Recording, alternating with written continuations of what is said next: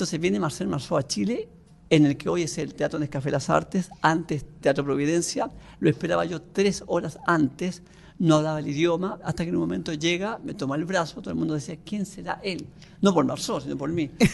Entonces me da la dirección de la escuela, postulo y le digo a don Fernando, me voy a París a estudiar con Marceau.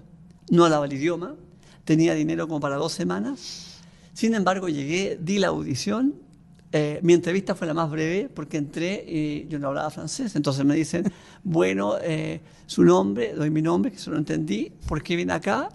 Alguien entendí por qué viene acá. Dije, porque quiero ser mimo. Y la otra pregunta no la entendí. Entonces le contestaste el mimo. 3 minutos me demoré en mi entrevista. Sí. Después estuve 1 semana de audición, donde quedábamos solamente 25 estudiantes que venían aproximadamente 70 de distintas partes del mundo. Escuela donde más antes ya había estado Mauricio Celedón, director del Teatro del Silencio. Sí, por Dios. El fallecido Cristóbal Jodorowsky, que en ese momento era Axel Jodorowsky, también pasó por l'École Marceau. Y luego de eso me voy a l'École Marceau. Estudio con él, luego me voy a Buenos Aires, sin hablar el idioma, y finalmente lo aprendí, poco a poco. Claro. Después de eso me voy a Buenos Aires con mi fallecido padre para mí en este arte, que es Ángel Elizondo. Él murió a los 90 años, el año 2022. Mira, que en pandemia, yo viví 1 año en Buenos Aires, viví 3 años, pero el último fue en pandemia.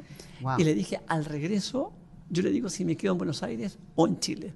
Y ese regreso no sucedió por la pandemia. Y la última imagen es verle en su ataúd. Todo esto es muy kafkiano.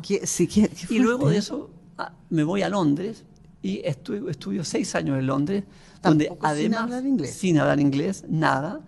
Y es terrible porque primero uno decía, ¿no?, con mucho pudor, I want a glass of water.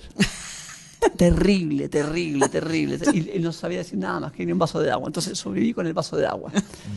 Y después tú aprendes poco a poco cómo es un arte, ¿no?, como una técnica. De lo pasivo que es escuchar, que es un arte. Escuchar es un arte. Yo comparto eso. Y después lo comencé a hablar hasta que en un momento tú dices, I want a glass of water. Y es bellísimo decirlo. Pero te cuesta el dolor del alma, ¿no?, por intentar adaptarte al idioma, etc. Y ahí también llevaba dinero para 2 meses, pero finalmente esta historia es muy curiosa. Yo me encontré en ese momento un parecido a Dalí. Y había una exhibición de Dalí en Londres. Entonces me corté la melena, ¿te acuerdas? Dalí, sí, perfectamente. Y en Londres yo voy a escribir un capítulo que se llame Los bigotes que me dieron de comer. El primer bigote fue el de Dalí, lo tuve que dejar muy largo, así hacia arriba, 3 años y medio.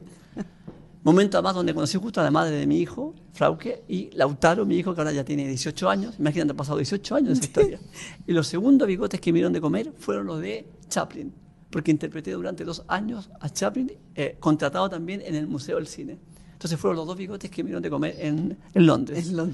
Por suerte, creo que Kafka no tenía bigotes, porque luego vino toda esta historia kafkiana completamente de sub y baja de un laberinto.